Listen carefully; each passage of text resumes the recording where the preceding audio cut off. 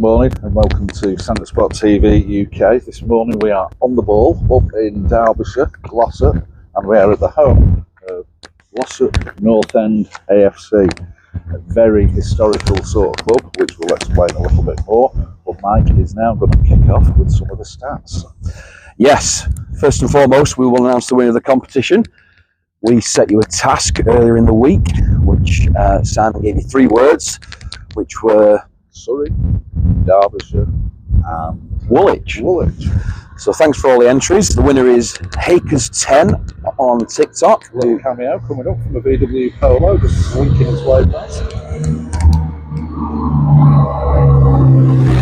Now to take the shine off the winner of the competition. So Hakers10 will be in touch. You win a Centre Spot t-shirt of your choice for correctly guessing that we are here at Glossop North End. Nice morning as well, mate, really. Beautiful. You see a little bit of snow lined up on there. Yeah. It's a place that I sort of know, Glossop. I lived quite close to it. Fantastic nightclub, dollars in the 80s. Oh, Manhattan skyline on the background of it. Absolutely fantastic. Very much of the day. However, This polo just wants to be in the shot, I think. So, the best start we've got for Glossop North End is the smallest town to ever have a football team in the top flight of English football, which was one season only. In 1899, they got promoted, finishing runners-up behind current Premier League champions Manchester City.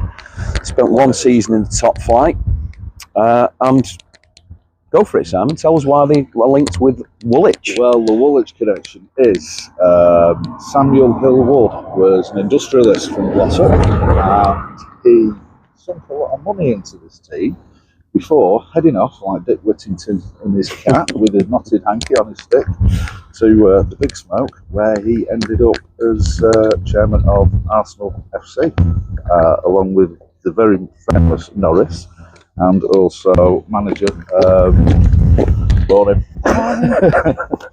and manager Henry Chapman, who's possibly the most famous Arsenal manager after Arsenal Wenger.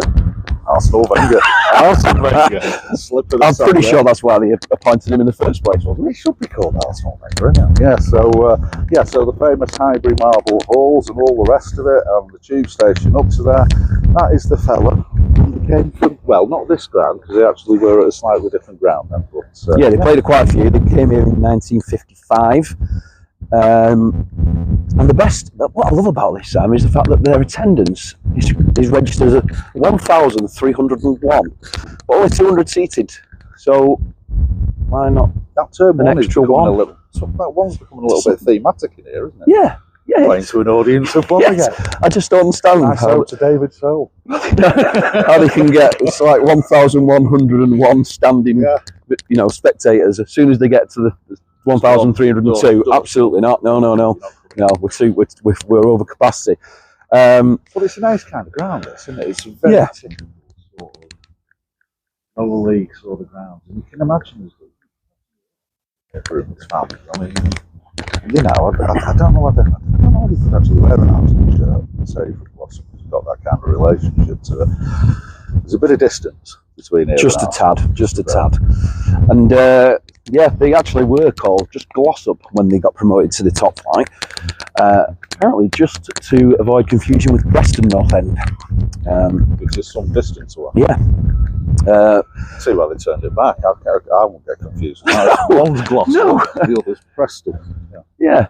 But it's as Sam said, it looks like a night. I'd love to come and watch a game here. I think this is apart from my learning friend who's been to Glossop many a time, this is possibly only my first or second visit at the most. I wasn't drinking Bovril at the time though, Mike. I will be honest. Probably Castle, mate. Watered down. Bovril as it's classed fizzy beef drink, because I had a drink last week at the Women's United game. That's what it said. Fizzy beef drink. Yeah. Anyway, that's by the by. If Bovril want to send us any fizzy beef, then feel free. No, don't want it. Not fizzy beef, no. Just send us some Bovril. That's this week's.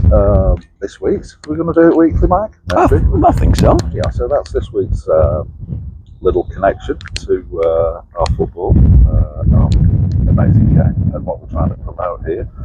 So yeah, don't forget, I mentioned it last time, if you wish for us to maybe come and cover your ground, cover your team, we're more than happy to come down. But I have had a thought last week that if you wish to actually film anything and send it to us, we'll pop it on there. We might do a little bit of an edit, but yeah, Rico, we don't need to be burning diesel up and down the country, do we, Mike? No, and plus, you know, Even though we've got a hybrid. the viewers might want to see other people.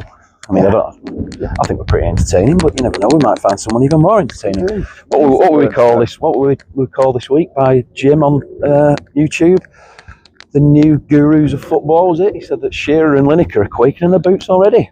Yeah, and if the BBC do wish to pay us anyway, what you pay Gary Lineker and Shearer, we'll think about it. We'll meet you at the table, put it that way. Okay, right, so thank you for now. I hope you've enjoyed this one. The whole idea is we give you a few little facts and figures. You go out and investigate how deep the history is of this game across the country. So yeah, we'll go and find somewhere else next week. We may give a little teaser as to where we're going. Who knows? Or we might just turn up. All right, thanks a lot, and it's goodbye from me. Toodle pip.